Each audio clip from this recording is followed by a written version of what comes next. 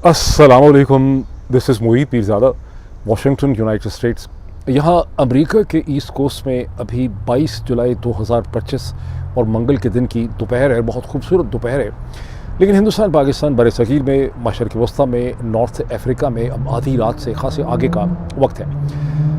मेरे सामने बहुत सी डेवलपमेंट्स हैं जिनका ताल्लुक़ पाकिस्तान से है, मशरक़ वस्ता, ईरान से है, ख़ुद अमेरिका की सियासत से है। लेकिन आज पाकिस्तान की जो डेवलपमेंट्स हैं, दे टेक द केक, जो बहुत इम्पोर्टेंट हैं, जहां पाकिस्तान तहरीक इंसाफ के बहुत से इम्पोर्टेंट रहनुमाओं को ATC एंटी टेरर कोर्ट्स में लाहौर में और सरगोदा में 10-10 साल की सज़ाएं सुनाई गई हैं मई 9, 2023 के हवाले से। इसकी अहमियत क्या है, यहाँ पर पाकिस्तान की मिलिट्री इस्टेब्लिशमेंट ने क्या करने की कोशिश की है, इसका मैं एक एनालिसिस आपके सामने रख सकता हूँ। उसके अलावा इंटरनेशनल डेवलपमेंट्स हैं, लेकिन इन तमाम चीज़ों पे, और यहीं से मैं बात का आगाज़ भी करूँगा। लेकिन इन तमाम डेवलपमेंट्स की तरफ चलने से पहले मैं आपकी तवज्जो इस चीज़ की तरफ दिलाना चाहता हूँ कि अगर अभी तक आपने इस YouTube चैनल को ज्वाइन नहीं किया, इसे सब्सक्राइब करें, इसके बेल आइकन, बल्कि तमाम जो नोटिफिकेशंस हैं YouTube के लिए उन्हें खोलें।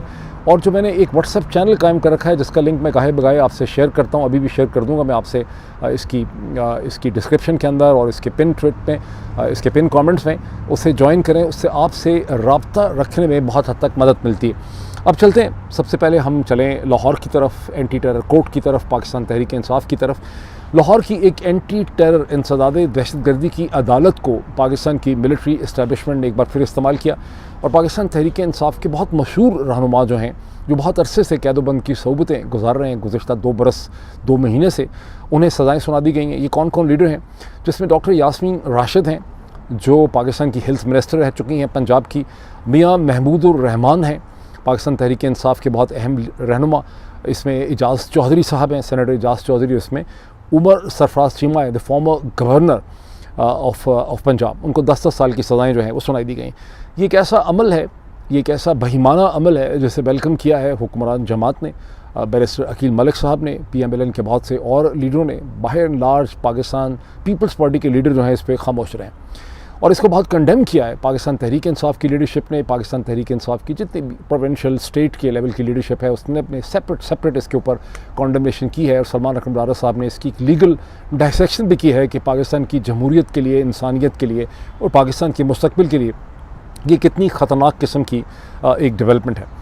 एक्सेप्शन यहाँ पर एक बड़ी इंटरेस्टिंग क्रिएट की गई है, जहाँ आप देखते हैं कि पाकिस्तान के ट्वाइस फॉर्मर फॉरेन मिनिस्टर जनाब शाह महमूद कुरैशी साहब को बरी कर दिया गया, उनको कोई सज़ा नहीं दी गई। उसका अपेरेंट रीज़न तो ये है कि उनकी मौजूदगी वो थी कहाँ पे, वो कहाँ मौजूद थे बेचारे 9 मई 2023 को। उन्होंने बहुत दफ़ा इसकी एक्सप्लेनेशन दी है कि वो मौजूद ही नहीं थे, लेकिन ये महज एक्सप्लेनेशन नहीं हो सकती, इसकी कुछ पॉलिटिकल सियासी वजूहात भी हो सकती हैं जिनकी तफसीलात में मैं इस वक्त नहीं जा सकता। जो आर्गूमेंट इस्तेमाल किया गया है, जिसको बहुत प्लीड किया है PMLN की लीडरशिप ने, वो ये है कि 7 मई को इमरान खान की रिहाइश का जो है ज़मान पाक, वहाँ पर बाकायदा एक प्लान बनाया गया, साजिश की गई, जहाँ पूरा ये था कि अगर इमरान खान को गिरफ़्तार किया जाएगा मई 9 को, तो फिर आपने किस तरह उसके ख़िलाफ़ एक रिएक्शन और रद्द अमल आपने उसके ख़िलाफ़ देना है। और कहा गया कि 61 विटनेसेस जो हैं वो जो है उन्होंने ये गवाही दी है और उसमें ऐसी विटनेसेस भी शामिल हैं जो इमरान खान की रिहाइश गाह पे उस वक्त मौजूद थे। आपको याद होगा कि इससे पहले पुलिस के 2 जासूसों का जिक्र किया गया था। कहा गया था कि जब मोटरवे के ऊपर इमरान खान लाहौर से इस्लामाबाद की तरफ जा रहे थे तो पुलिस के ये जासूस जो हैं वो इमरान खान की मीटिंग में शामिल थे, उन्होंने गवाही दी थी और बाद में फिर आपको पता चला कि वो गवाही जो है वो बस्ट हो गई। बहरहाल पाकिस्तान में इस किस्म के गवाह इकट्ठे करना कोई मसला नहीं है, तो हम इनकी तफसीलात में भी नहीं जाते। ज़्यादा इंटरेस्टिंग चीज़ ये है कि जब ये कहा जाए, अगर हम इस चीज़ को बिलफर्ज मान लें कि वाकई इमरान खान की रिहाइश गाह पे 7 मई 2023 को एक प्लान बनाया गया था कि अगर इमरान खान गिरफ़्तार हो जाएंगे तो एक रिएक्शन होगा, रद्द अमल होगा, तो प्लान क्या बनाया गया था? रिएक्शन का, रद्द अमल का, प्रोटेस्ट का प्लान बनाया गया था, या प्लान इमरान खान ने ये बना रखा था कि वहाँ पर आप पुलिस स्टेशन के ऊपर हमला कर देंगे, आप लूट मार करेंगे, आप कोर कमांडर के घर के अंदर जाके चीज़ें उठा लेंगे, लूट मार करेंगे, चीज़ें तोड़ देंगे, आग लगा देंगे, आर्सन करेंगे? क्या ये प्लान इमरान खान ने बनाया था? मेरे नहीं ख्याल कि इस किस्म की कोई एविडेंस प्रेजेंट की गई है कि इमरान खान ने यह 7 मई को ज़मान पाक में इस किस्म का कोई प्लान बना था। ज़्यादा से ज़्यादा भी यही चीज़ हमारे सामने आ सकती है कि पाकिस्तान तहरीक इंसाफ आगे तोहल के कहती थी कि अगर इमरान खान को हाथ लगाया गया, इमरान खान को गिरफ़्तार किया गया तो इमरान खान हमारी रेड लाइन है, हम प्रोटेस्ट करेंगे। और जब इमरान खान के ऊपर कातलाना हमला हुआ था 2 नवंबर 2022 को, तो उस वक्त भी जो पाकिस्तान तहरीक इंसाफ के प्रोटेस्टर्स थे उन्होंने कोर कमांडर लाहौर के घर का रुख इख्तियार किया था, उन्होंने पेशावर में कोर कमांडर के घर का रुख इख्तियार किया था, grand trunk road GT road के ऊपर मुख्तलिफ जहाँ फ़ौजी तनसीबात हैं वहाँ उन्होंने प्रोटेस्ट किया था, GHQ के दरवाज़ों पे वो पहुँचे थे। लेकिन फिर इमरान खान का मैसेज मिला था कि मैं ठीक हूँ ऑपरेशन से, सर्जरी से पहले, और उसके बाद की सारी प्रोटेस्ट जो है वो कॉल ऑफ हो गई थी।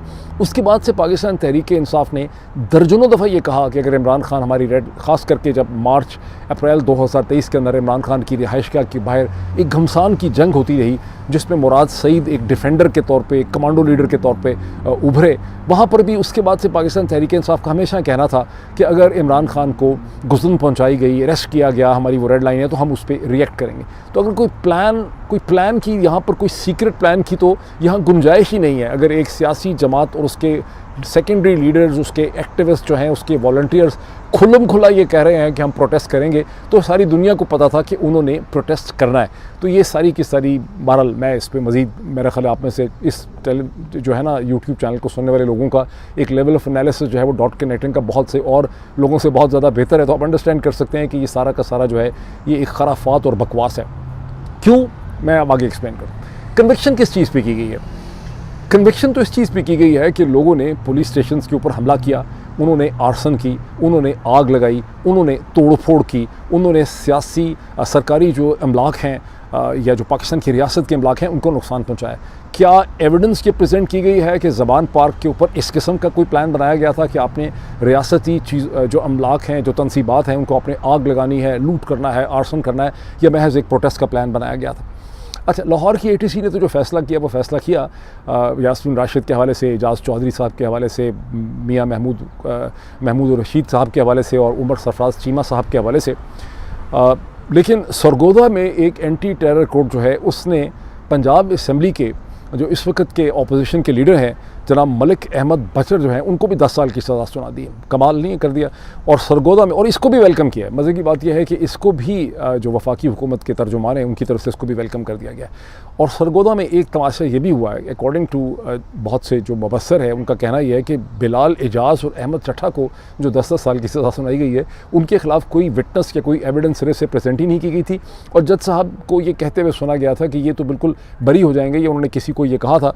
लेकिन ऊपर से लिखा हुआ जो भी फैसला आया, और ज़ाहिर है आपको फैसला आपको पता है सारे के सारे लिखे हुए आते हैं, पहले से उनको महज इम्प्लीमेंट किया जाता है। ये क्यों किया गया है सारा? ये ज़ाहिर सवाल आपके जहन में आता है। आप सिर्फ इसको ऐसे ही ना देख लें कि ये हो गया है। ये क्यों किया गया है? इसलिए किया गया है कि यहाँ पर पाकिस्तान की मिलिट्री इस्टेब्लिशमेंट की तरफ से, जर्नल साहिबान की तरफ से, GHQ की तरफ से एक स्ट्रॉन्ग रिजॉल्व शो किया गया है कि हम किसी भी किस्म की नरमी, लचक और फ्लेक्सिबिलिटी नहीं दिखा रहे हैं। हम इमरान खान और पाकिस्तान तहरीक इंसाफ के साथ इस स्टेज के ऊपर किसी भी किस्म की नेगोशिएशंस के लिए तैयार नहीं हैं। और पाकिस्तान तहरीक इंसाफ के रैंक एंड फाइल, उनके सपोर्टिंग जो भी लोग हैं, उनको मज़ीद डीमोरलाइज़ करने के लिए, डिसअपॉइंट करने के लिए, उनको शिकस्त खुर्दा करने के लिए, उनको एहसास दिलाने के लिए कि देखें तुम आपका रास्ता जो है वो बहुत मुश्किल है, उनको ये एहसास यहाँ पे दिलाया गया।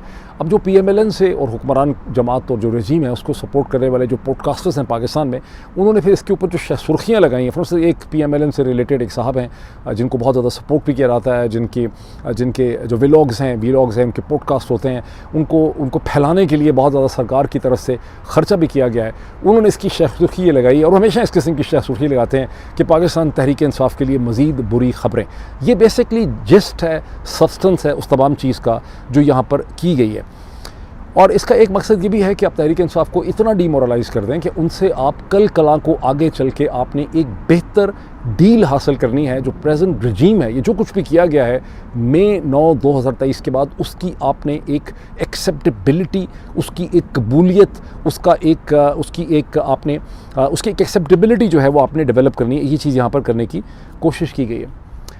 अच्छा, और ये बयान मुमकिन है कि अच्छा ये क्यों की जा रहा है सारा कुछ? इसकी वजह यह है कि जितना भी जो रजीम इस वक्त पाकिस्तान में हम खड़े हैं in the middle of the जुलाई 2025, ये जो पूरा का पूरा रजीम है, शरीफ ज़रदारी आसिम रजीम, इसकी जो बुनियाद है वो 9 मई 2023 का जो प्लान था, जो कॉन्सेप्ट है, जो आर्किटेक्चर है, वो इसकी बुनियाद है। इसलिए इस कॉन्सेप्ट को कि ये रियासत के बागी हैं, हमें सज़ा दे रहे हैं या अनएक्सेप्टेबल हैं, इन्हें हमसे नाक रगड़नी चाहिए, इनसे हमें माफ़ी मांगनी चाहिए, ये इसका सेंट्रल प्लांक है। सारा का सारा रजीम जो है, उसके बाद जो कुछ भी हुआ वो इसके ऊपर खड़ा है। ये पूरा का पूरा कॉन्सेप्ट यूज़ किया गया पाकिस्तान तहरीक इंसाफ को पाकिस्तान की सियासत से डीलेजिटिमाइज़ करने के लिए, उसको तोड़ने के लिए, उसको स्प्लिट करने के लिए, पाकिस्तान की अदालतों को कंट्रोल करने के लिए, मीडिया को टेम करने के लिए और दुनिया में भी एक बयानिया जो है उसको शेप करने के लिए।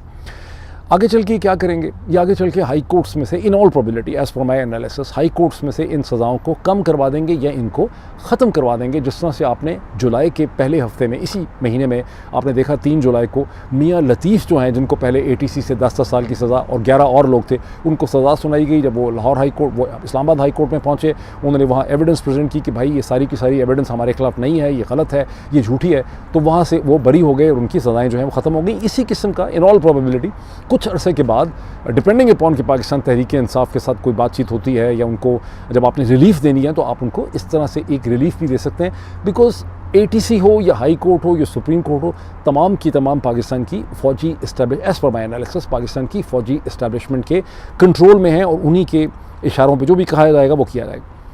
अच्छा, रिस्क क्या है? ये ज़ाहिर है एक ब्रिंक्समैनशिप है जो पाकिस्तान की इस्टेब्लिशमेंट की तरफ से की जा रही है। इसमें रिस्क क्या है?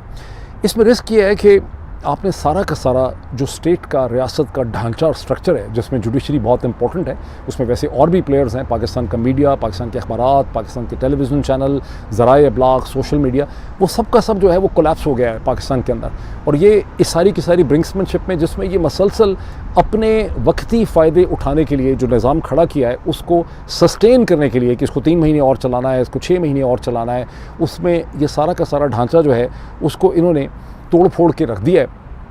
और स्टेट जो होती है, कोई भी मॉडर्न स्टेट क्या, जो पुरानी रवायती स्टेट भी थी जहाँ एक बादशाह होता था, उस स्टेट के अंदर हमेशा मल्टीपल प्लेयर्स एग्जिस्ट करते थे, उसमें एक बहुत ज़्यादा प्लूरैलिटी होती थी। अब आप हैरान होंगे एक बादशाह के ज़माने में कैसी होती थी, इसलिए कि जो पुराना बादशाह है 18वीं सदी से पहले, 19वीं ख़ास करके 18वीं 19वीं सदी से पहले, उसको इस किस्म की ह्यूमंगस कॉम्प्रिहेंसिव पावर जो है वो पूरी रियासत और लोगों की ज़िंदगी पे हासिल भी नहीं होती थी, बिकॉज उसके पास इतनी सेंट्रलाइजेशन नहीं थी, उसके पास इतनी टेक्नोलॉजी नहीं थी, मीन्स ऑफ कम्युनिकेशन नहीं थे, इलेक्ट्रॉनिक्स नहीं थी, इलेक्ट्रिसिटी नहीं थी, ये सब कुछ था नहीं उस ज़माने में। तो जो रियासत होती थी उसके अंदर लोगों के पास बहुत सी ब्रीदिंग स्पेस होती थी। यहाँ पे नॉट अंडरस्टैंडिंग दिस प्रोसेस, जो सब कुछ किया जा रहा है, उसके नतीजे में जो पाकिस्तान के अंदर डिफरेंट किस्म के प्लेयर्स हैं, इंटरेस्ट्स हैं, उनकी ब्रीदिंग स्पेस को आप ख़त्म करते चले जा रहे हैं, जिसके अल्टीमेटली बहुत खौफनाक किस्म के नताइज जो है वो निकलेंगे। इसकी एक एग्जांपल ये दी जा सकती है कि आपने रेलवे सिस्टम की एक एग्जांपल बड़ी इंटरेस्टिंग होगी कि आपने ट्रेन तो तबाह करनी है, ये रोकनी थी इमरान खान की, लेकिन आपने ट्रेन ट्रैक्स उड़ा दिए, आपने ट्रेन स्टेशन उड़ा दिए, आपने पूरा का पूरा रेलवे का निज़ाम ही उड़ा दिया। अल्टीमेटली जो गवर्नेंस है उसको चलने के लिए भी एक निज़ाम चाहिए और आप निज़ाम को उड़ाते चले जा रहे हैं। और तमाम की तमाम जो जिम्मेदारी है चीज़ों को कंसीव करने की, प्लान करने की, इम्प्लीमेंटेशन करने की, गवर्न करने की, वो GHQ और मिलिट्री ऑफिसर्स के कंधों के ऊपर डाल दी गई है। उन्हें मसलसल ये प्लानिंग करनी पड़ रही है, इम्प्लीमेंटेशन करनी पड़ रही है और तमाम तर जिम्मेदारी जो है वो फ़ौजी अफसरों के ऊपर आ गई। ये बड़ी ख़तरनाक सिचुएशन है, जिसको समझ सके वो समझ सके, जो ना समझ सके वो ज़ाहिर है कभी भी इसको नहीं समझ सकेगा। ये इतनी ख़तरनाक सिचुएशन है कि बहुत से पॉडकास्टर्स, और मैं ये चाहता हूँ कि मैं इसको ऑन रिकॉर्ड लाना चाहता हूँ, लोग बहुत से लोग जो हैं इसको ऐसे प्रेजेंट करते हैं पाकिस्तान की सूरत हाल को कि कल कलां को अगर इमरान खान की रिहाई हो जाए, अमेरिका इंटरवीन कर ले, कोई और इंटरवीन कर ले, पाकिस्तान के अंदर एक मूवमेंट चल जाए। पाकिस्तान की मूवमेंट खैर एक डिफरेंट चीज़ है, लेकिन कहीं से कोई ऐसी रिलीफ आ जाए कि इमरान खान को रिहाई मिल जाए, और जब इमरान खान को रिहाई मिलेगी तो उसके बाद चीज़ें जो हैं वो ठीक होने लग जाएंगी। मेरा नहीं ख्याल मेरा ख्याल है कि पाकिस्तान में गुज़श्ता 3 बरस में पहले भी कोई सिस्टम के बहुत अच्छे हालात नहीं थे। इमरान खान की अपनी ज़माने में भी पाकिस्तान बड़ा कमज़ोर किस्म की एक रियासत थी जो स्ट्रगल कर रही थी अपने आप को रीडिफ़ाइन करने की। लेकिन अब जो कुछ हुआ है 2022, 23, 24, 25 में, इससे पाकिस्तान का पूरा निज़ाम जो है रियासत का वो इतना खोखला हो चुका है, इतना कमज़ोर हो चुका है कि इसका अब ठीक होना जो है ना वो बहुत ज़्यादा मुश्किल है। तो ये जो लोग एक तासुर देने की कोशिश करते हैं, इमरान खान की रिहाई एक ऑप्टिक्स तो हो सकती है, इमरान खान के कंधों के ऊपर ये जिम्मेदारी तो डाली जा सकती है कि आप इन चीज़ों को ठीक करना है। फिर ये भी कहा जा सकता है 6 महीने के बाद या 5 महीने के बाद या 4 महीने के बाद कि देखें जी इमरान खान से बड़ी तवक्कुआत थी, इमरान खान कुछ नहीं कर सके। लेकिन अब इस सारी सूरत हाल को इमरान खान और नो इमरान खान, इसको अब कोई आसानी से ठीक नहीं कर सकता अनटिल एंड अनलेस कि पाकिस्तान की GHQ के अंदर ये रियलाइजेशन पैदा हो कि हम चीज़ों को बहुत आगे ले गए हैं। हमें एक ब्रॉड पॉलिटिकल रिकॉन्सिलेशन की ज़रूरत है, जिसमें हमें बहुत सी चीज़ों से पीछे हटना पड़ेगा, हमें कॉम्प्रोमाइज़ करना पड़ेगा, लेकिन अभी तक वो ज़हनी तौर पे इसके लिए तैयार नहीं है। मैं आपको एक और एग्जांपल देता हूँ जो मेरे इस इस्तदलाल को, पॉइंट ऑफ व्यू को सपोर्ट करती है। मेरा एनालिसिस ये है कि 1971 की जो हमारी ट्रेजेडी थी, जो फॉल ऑफ ढाका है, जहाँ हमें सरेंडर करना पड़ा, वो ट्रेजेडी जो है, और पहली तो बात है कि मेरा ये ख्याल है कि ट्रेजेडी, हमने सिर्फ ट्रेजेडी ये समझी कि 16 दिसंबर 1971 का हमें सरेंडर करना पड़ गया हिंदुस्तान के सामने। असल ट्रेजेडी ये नहीं थी। असल ट्रेजेडी ये थी कि वेस्ट पाकिस्तान और ईस्ट पाकिस्तान के लोगों के दरमियान इतनी नफ़रत हो गई, इतनी बेहिसी थी कि हमें पता ही नहीं चला कि ईस्ट पाकिस्तान में क्या हालात हैं। और फिर वेस्ट पाकिस्तान के रियासती इदारों ने ईस्ट पाकिस्तान के लोगों के ऊपर फौजकशी की, उनके ऊपर जबर किया, लाखों लोगों को मार डाला। 3 बिलियन का फिगर एग्जैजरेटेड होगा, लेकिन लाखों लोगों को मार डाला तो इंतहाई कंजर्वेटिव एस्टिमेट बिल्कुल सही है। So hundreds and thousands of people जो हैं उनको मार डाला गया, और हम समझते ये रहे कि हमारी ट्रेजेडी ये है कि 16 दिसंबर कल्मिनेशन था, वो उसका सिम्प्टोमेटिक चीज़। लेकिन इस सारी की सारी ट्रेजेडी के लिए एज़ पर माई एनालिसिस ना भुट्टो रिस्पॉन्सिबल है, ना अयूब रिस्पॉन्सिबल है, ना मुजीब रिस्पॉन्सिबल है। इसके लिए जनरल जो अयूब खान है, वो उनका जो मार्शल लॉ था, उनकी जो इंटरवेंशन थी, उनकी जो सियासत थी और उनकी पूरी रजीम की जो सियासत थी, वो इसके लिए रिस्पॉन्सिबल थी। या मुजीब, अयूब और बहुत से और लोग जो हैं वो पोस्टर बॉयज़ हैं। उन्होंने बाद में ब्लेम लिया, वो इसके डार्क कैरेक्टर्स हैं जिनके कंधों के ऊपर ये सारा इल्ज़ाम लगा, वो इसके प्रोडक्ट से उस क्राइसिस के, जो क्राइसिस अयूब खान की मिलिट्री इंटरवेंशन ने पाकिस्तान में पैदा किया। अब इसका वे फॉरवर्ड ज़ाहिर एक रिकॉन्सिलेशन है, लेकिन एक ऐसी रिकॉन्सिलेशन जिसके लिए पाकिस्तान के GHQ के फ़ौजी हुक्मरान और थिंकर्स जो हैं वो इस स्टेज पे बिल्कुल भी तैयार नहीं है। This is what my analysis of the whole situation is. अब मैं आ जाऊँ ईरान के हवाले से, जहाँ बड़ी इंटरेस्टिंग डेवलपमेंट हुई है, जहाँ गुज़िश्ता 24 घंटे में अमेरिका के अंदर फॉक्स न्यूज़ ने ईरान के फ़ॉरेन मिनिस्टर अब्बास अरगची का एक इंटरव्यू जो है वो ब्रॉडकास्ट किया। ये इंटरव्यू इतवार के दिन दिया गया था। फॉक्स के जो प्रोग्राम है न्यूज़ रिपोर्ट, उसके एडिटर और उसके एंकर पर्सन जो बहुत मशहूर हैं, उनका नाम ब्रीट बेयर या समथिंग, बहरहाल इसको 6 बजे ईस्टर्न स्टैंडर्ड टाइम में मंडे को इसको ब्रॉडकास्ट किया गया। पहले इसकी झलकियाँ जो हैं हमारे सामने आ गई। ये एक ऐसा इंटरव्यू है जिसमें ईरान के फॉरेन मिनिस्टर ने कहा कि ईरान किसी भी सूरत में अपनी एनरिचमेंट जो है यूरेनियम की, उससे पीछे नहीं हट सकता, क्योंकि ये ईरान की सॉवरेनिटी के लिए और ईरान की जो प्राइड और उसकी इज़्ज़त है उसके लिए बहुत इंपॉर्टेंट है। उसके साथ ही अमरीकी ज़राए अबलाग हमें ये भी बताते हैं कि एक हमें स्टेटमेंट मुसलसल चल रही है इमाम ख़मेनाई की, आयतुल्लाह ख़मेनाई की, जो ये कहते हैं कि ईरान का ये राइट है, बिकॉज एनरिचमेंट जो है वो ईरान के जो साइंसदान हैं उन्होंने ख़ुद से इसका सारा फार्मूला डेवलप किया है, और माइन से लेकर फाइनल एनरिचमेंट तक जो है वो सारा का सारा प्रोसेस हमारा इंडिजिनस है। हम इससे पीछे जो है वो नहीं हट सकते। मैं ये समझता हूँ कि ईरान, ये फाइनल पोजीशन नहीं है ईरान की। ईरान के फॉरेन मिनिस्टर का जो इंटरव्यू है फॉक्स के साथ, जो कुछ उन्होंने कहा है, जो इस वक्त आयतुल्लाह अली ख़मेनाई कह रहे हैं, ये दर हकीकत एक डिप्लोमेटिक लेवरेज की जा रही है वेस्ट के साथ डील करने के लिए, अमेरिका के साथ, वेस्ट के साथ, यूरोप के साथ डील करने के लिए, और इसराइल के जो मुमकिन पॉलिटिक्स है उससे बचने की यहाँ पर एक कोशिश है, राह निकालने की कोशिश। ये मैं क्यों कह रहा हूँ? उसकी वजह है कि आज ही का दिन जो है, अभी तक मैं फ़ाइनल इसकी डिटेल्स मेरे सामने नहीं आई, लेकिन आज ही के दिन में E3 के साथ ईरान के जो रिप्रेजेंटेटिव्स हैं, न्यूक्लियर जो नेगोशिएटर्स हैं, उनकी मुलाकात है। E3 क्या है? E3 है UK, फ्रांस एंड जर्मनी और यूरोपियन 3। और E3 जो है अभी तक अमेरिका के साथ कोई नेगोशिएशन नहीं है, लेकिन अमेरिका ने एक डेडलाइन दी हुई है, ट्रंप एडमिनिस्ट्रेशन ने ईरान को, कि 31 अगस्त से पहले 30 दिन होते हैं अगस्त में, 31 अगस्त से पहले जो है ईरान को हल निकालना है इस पूरी चीज़ का, नेगोशिएशन कंप्लीट होनी चाहिए। तो एक नेगोशिएशन जो है वो E3 के साथ है, जिससे पहले ईरान की पोजीशन आपके सामने ही है। दूसरी जो नेगोशिएशन और टॉक्स हैं वो चाइना और रशिया के रिप्रेजेंटेटिव्स के साथ ईरान के रिप्रेजेंटेटिव्स की हैं जुमे के दिन। इन दोनों नेगोशिएशन और टॉक्स के प्रोसेस से पहले ईरान के फॉरेन मिनिस्टर की और आयतुल्लाह अली ख़मेनाई की पोजीशन हमारे सामने आती। एक मैक्सिमलिस पोजीशन ली गई है नेगोशिएशंस में कुछ ना कुछ गिव एंड टेक करने के लिए। ये मैं क्यों कह रहा हूँ? ईरान के सामने एक बड़ा ही difficult and complex diplomatic path है, डिप्लोमेसी बहुत मुश्किल है ईरान की। उसकी वजह यह है कि 1979 कहते हैं 1979 को, if I am not wrong, 1979 का जो इस्लामिक रेवोल्यूशन है 1979-1980 का, वो गज़ो गज़ब से भरा हुआ था, और वो गैज़ो गरब पिछले 26 बरस से पक रहा था, जब से मोसद्दक़ की हुकूमत को CIA ने और MI6 ने 1953 में एक स्ट्रीट प्रोटेस्ट का ड्रामा करके, जिस तरह हमारे यहाँ PNA की मूवमेंट लॉन्च की गई थी 1977 में जुल्फ़िकार अली भुट्टो की हुकूमत को हटाने के लिए। वो खैर बहुत बड़ा ड्रामा था, लेकिन ईरान में एक छोटा सा ड्रामा करके MI6 ने CIA ने उनको हटाया था, जिसके बाद में उसको क्लासीफाइड इन्फॉर्मेशन में मान भी लिया गया। पाकिस्तान में जो कुछ हुआ 1977 में, उसके बारे में आज तक कोई डीक्लासीफाई ही नहीं किया गया सिरे से अमरीकी रिकॉर्ड्स को लेकर। जब भी डीक्लासीफाई आप करेंगे, और पता नहीं हमारी ज़िंदगी में करेंगे कि नहीं करेंगे, तो आपको उसके पीछे भी सेंट्रल इंटेलिजेंस एजेंसी का हाथ, मुझे बहुत शक है कि नज़र आएगा। बहरहाल ईरान का जब रेवोल्यूशन आया, इस्लामिक रेवोल्यूशन ईरान का, तो वो गैज़ो गज़ब से भरा हुआ था, और उसने अमेरिका, बरतानिया और यूरोप, ख़ास करके अमेरिका बरतानिया के ख़िलाफ़ पोजीशन ली, जिसकी वजह से शुरू से ही ईरान को कोई एक्सेप्टिव इरानियन जो रेवोल्यूशन है इस्लामिक रेवोल्यूशन का, उसकी नई हुकूमत को किसी भी स्टेज पे मगरब के साथ ब्रॉडर एक्सेप्टेबिलिटी का मौका सिरे से मिला ही नहीं। उनके कभी कोई रिलेशनशिप बन ही नहीं सका, और उनको एक ख़तरे के तौर पे देखा गया, और बहुत जल्दी इराक़ के सदाम हुसैन को इस्तेमाल किया गया इस्लामिक रेवोल्यूशन ऑफ ईरान जो है उसको ख़त्म करने के लिए और तबाह करने के लिए। ये सब कुछ हिस्ट्री है।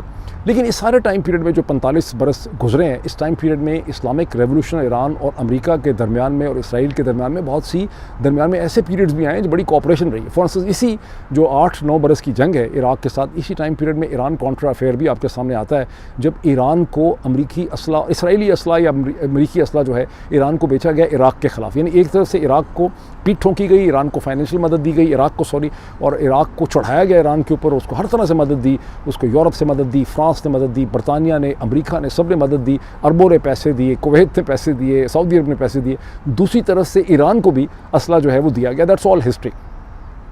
उसके बाद जो सेकंड एक बड़ा इंटरेस्टिंग पीरियड आता है कि जब इराक़ के ऊपर जंगकशी की अमेरिका ने 2003 में, तो ईरान की कोऑपरेशन शूट की गई, ताल्लुक़ हुआ, राब्ते हुए, और ईरान ने कोऑपरेट किया सदाम हुसैन की हुकूमत को गिराने में, और ईरान ने समझा कि इराक़ में उसकी स्पेस जो है वो मैक्सिमाइज़ हुई है, बढ़ी है उसकी स्पेस। और शुरू में लगता था कि बढ़ी है, लेकिन अब आपके सामने इसराइल की कॉन्फ्रेंटेशन से पता चला कि कोई इतनी ख़ास बढ़ी नहीं थी, जब इराक़ की स्पेस जो है वो इसराइल ने खुल्लम खुला इस्तेमाल की है ईरान के ख़िलाफ़। तीसरा एक पीरियड आता है जब तालिबान के ऊपर हमला किया गया 9/11 के बाद, उस वक्त भी ईरान ने अमेरिका के साथ कोऑपरेट किया against Taliban, enemy of my enemy is my friend. So दरमियान में ऐसे पीरियड्स भी आते रहे हैं जब अमेरिका की पॉलिटिक्स ने ईरान को एडजस्ट किया या ईरान के साथ उन्होंने कोऑपरेट किया।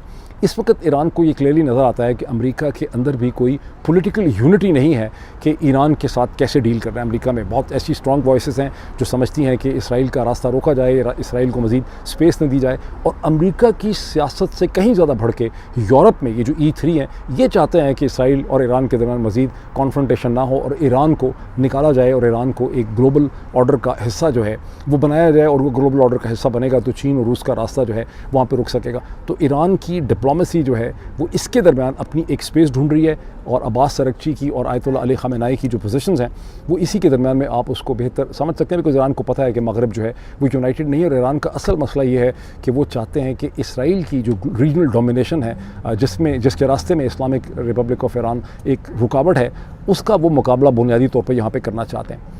अब आए इस चीज़ पर कि ख़ुद अमेरिका की अपनी सियासत के अंदर जो है बड़ी इंटरेस्टिंग डेवलपमेंट हुई। मैंने पिछले व्लॉग में जिक्र किया था कि कैसे एप्स्टीन फाइल्स का जो स्कैंडल है उसमें डोनाल्ड ट्रंप को फंसा दिया गया। फंसाया किसने?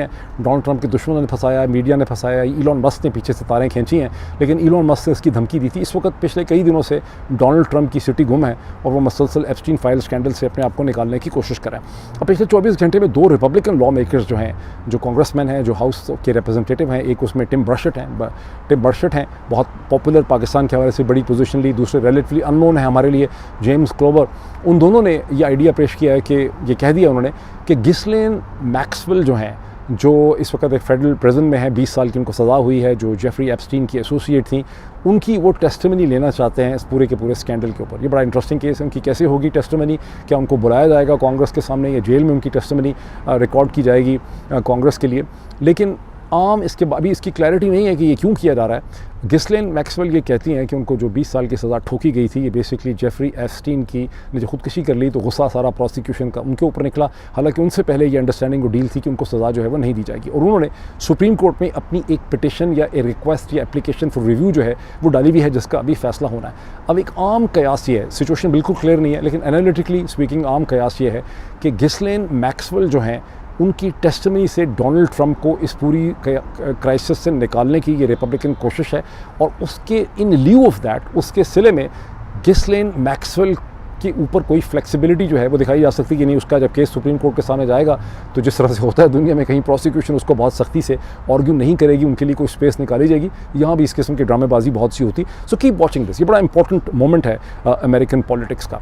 अब बलूचिस्तान में मैं सिर्फ एक जुमला के बाद ख़त्म कर दूँ, ये बात लंबी हो जाएगी, क्योंकि जिस कपल को के कत्ल करने की ईद उल अज़हा से पहले जिसको कत्ल करने की, मर्डर करने की जो ऑनर किलिंग थी, उसकी वीडियो सामने आई, फिर तूफ़ान मच गया, जिसके ऊपर बलूचिस्तान की हुकूमत ने, मैं समझता हूँ कि सही इक़दाम लिए। Sarfaraz Bugti must be appreciated कि उन्होंने एक बड़ा स्टैंड लिया। अभी गुज़िश्ता 24 घंटे में अभी वो मामला दफन नहीं हुआ था जहां लोगों की गिरफ्तारियां हुई हैं कि एक शख्स ने अपनी बेटी को और अपने ही नेफ्यू को कत्ल कर दिया है गोली मार के, और उसके बाद वो शख्स फ़रार हो गया और पुलिस अब उसे ढूंढ रही। यानी ऑनर किलिंग का एक लामतनाही सिलसिला है पाकिस्तान के मुख्तलिफ़ इलाकों में, सिंध के अंदर, पंजाब के अंदर, खैबर पख्तूनख्वा के अंदर, बलूचिस्तान के अंदर, कभी कभी अर्बन एरियाज़ में भी, उसके करीब भी ऐसी चीज़ें जो हैं वो देखी जाती हैं। पाकिस्तान ह्यूमन राइट कमीशन की जो रिपोर्ट है 2024 की, वो कहती है कि जनवरी 2024 से नवंबर 2024 के दरमियान 346 ऑलमोस्ट 350 ऑनर किलिंग की डॉक्यूमेंटेड वाक़यात हुए।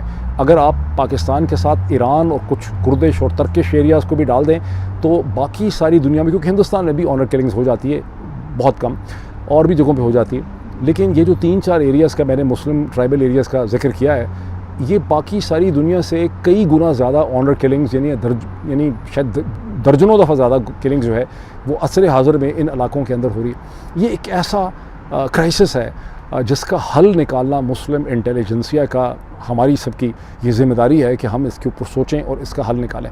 जब मैंने पिछले व्लॉग में इसका जिक्र किया और मैंने कहा कि ये कल्चरल अंडर डेवलपमेंट है, तो आप में से बहुत से लोगों ने उस पर कॉमेंट किए, लेकिन वो कमेंट्स आप लोगों ने खुद भी बड़े आपके लिए कन्फ्यूजिंग थे, क्योंकि मैंने उसमें ये कहा कि जो पहले गुडी किस्म की एक स्टोरी सुनाई गई थी बॉलीवुड किस्म की, कि ये एक शीतल थी जिसकी उम्र 23 बरस की थी, उसके 27 बरस के एक नौजवान के साथ उसकी मोहब्बत थी, उसने शादी कर ली, वो छुपे हुए थे, उनको बुलाया गया रिकॉन्सिलेशन के लिए, उसके बाद उनको जरगे ने कत्ल करने का हुक्म दे दिया। ये जो बॉलीवुड स्टाइल की स्टोरी थी जिससे लोगों को बहुत हमदर्दी भी होती है, क्योंकि जो अंडर डेवलप्ड माशरे हैं वहाँ पर कॉन्सेप्ट यह है कि मोहब्बत का जो राइट है वो सिर्फ एक टीनेजर औरत को, बस 19-20 साल के बाद एक लड़की की मोहब्बत के राइट ख़त्म हो जाते हैं, आदमी के भी 25 साल के बाद ख़त्म हो जाते हैं। तो उस सारे के सारी जो मेंटालिटी है उसके अंदर ये कहानी बड़ी ठीक बैठती थी। लेकिन जब सरफराज बुख्ती हमें ये बताते हैं कि ये औरत 37 बरस की थी और आदमी भी पता नहीं 40 बरस का था, उनके पहले बच्चे भी थे, तो लोगों को सडनली लगता है कि ये आदमी औरत बदचलन थे और इनको सज़ा तो होनी चाहिए थी और शायद इनको संसार होना चाहिए था, इस्लाम में यही सज़ा। तो लोगों ने यही लिखा कि डॉक्टर साहब, और मैं I fully understand, I sympathise with जिन लोगों ने कमेंट किए कि ज़ाहिर है कि इन्होंने जो कुछ किया वो गलत था। मैं भी मानता हूँ कि इन्होंने जो कुछ भी किया गलत था। मैं एक और बड़ी इंपॉर्टेंट चीज़ आपके सामने वॉलंटियर करता हूँ। अगर मैं भी एक बलोच ट्राइबल कल्चर के अंदर पैदा हुआ हूँ और मैं उसी कॉन्शियसनेस का हिस्सा हूँ, और मुझे बताया रहा है कि भाई तुम्हारा जो ऑनर है, तुम्हारे ख़ानदान का, कबीले का, तुम्हारे घर का ऑनर जो है, उसे तुम्हारी बहन ने इस तरह से ख़त्म कर दिया, तो मुझे भी वो जो आदमी वहाँ गोली मार रहा था पिस्टल लेके, उसकी जगह मैं भी हो सकता हूँ। लेकिन ये अल्लाह का बहुत शुक्र है कि मैं उस कॉन्शियसनेस का हिस्सा नहीं हूँ। मैं तो एक अमेरिका में बैठा हूँ और एक टोटली डिफरेंट ग्लोबल कॉन्शियसनेस का हिस्सा हूँ। उस ग्लोबल कॉन्शियसनेस से मैं एक ट्राइबल सोसाइटी को पीछे मुड़ के देख रहा हूँ। लेकिन अच्छा, अब इसकी बहुत ज़्यादा डिटेल्स में मैं नहीं जाना चाहता। शायद मैं कभी एक ऐसी सोसाइटी, एक क्लब क्रिएट करूं जहां पे हम फेस टू फेस जूम के ऊपर बैठ के सेलेक्टेड लोग जो हैं इन इश्यूज़ को डिस्कस करें। मैं भी सिर्फ इतना कहना चाहता हूं कि मुसलमानों के ख़िलाफ़ जो है एक शदीद रिएक्शन है इस वक्त यूरोप के अंदर, ख़ास करके, और अमेरिका में भी है, लेकिन यूरोप में बहुत ज़्यादा आप देख रहे हैं कि एक बाकायदा कैंपेन चलाई जा रही है। उसको आप इस्लामोफोबिया कह दें, उसको आप नफ़रत कह दें, जहाँ ऑर्गेनाइज तरीके से यूरोपियन हुकूमतों को ये कन्विंस किया जा रहा है कि जो मुस्लिम इमिग्रेशन है, ये जो आ जाते हैं सारे मशरक़ वस्ता से, ईस्ट से, ये कल्चरली हमसे बहुत ज़्यादा मुख्तलिफ हैं, इनको यहाँ से निकाला जाए और इनकी यहाँ पर आमद रोकी जाए और इनको बड़ा सख्त, इनको स्क्रूटनी में किया। बड़ी खौफनाक किस्म की कैंपेन जो है वो चलाई जा रही है। और ये जो एक ट्राइबल कल्चर के असरात हैं, आपने देखा है कि यूरोप में भी ऑनर किलिंग्स कर देते हैं। ये कुर्दिश ने और तर्किश ने ऑनर किलिंग्स हैं यूरोप में भी की हैं, पाकिस्तानियों ने भी की हैं। पाकिस्तानी ओरिजिन लोगों ने बरतानिया के अंदर ऑनर किलिंग्स कर दी हैं, यूरोप के अंदर उन्होंने कर दी हैं, ख़ास करके बरतानिया में। ये वो तमाम चीज़ें हैं जो मुसलमानों के मुस्तकबिल के लिए बहुत ज़्यादा ख़तरनाक हैं, और इसका हल निकालना हमारी तरह के जो मुस्लिम पढ़े लिखे लोग हैं, इंटेलिजेंस, ये हमारी ज़िम्मेदारी है। बदकिस्मती से बहुत ज़्यादा लोग जो हैं वो एक लाइन, एक थ्रेशोल्ड क्रॉस नहीं कर पा रहे। हमें फियरलेस थिंकिंग की यहाँ पे ज़रूरत है जो हम कर नहीं पा रहे। अभी इतना ही, फिर आपसे मुलाकात होती है। Thank you.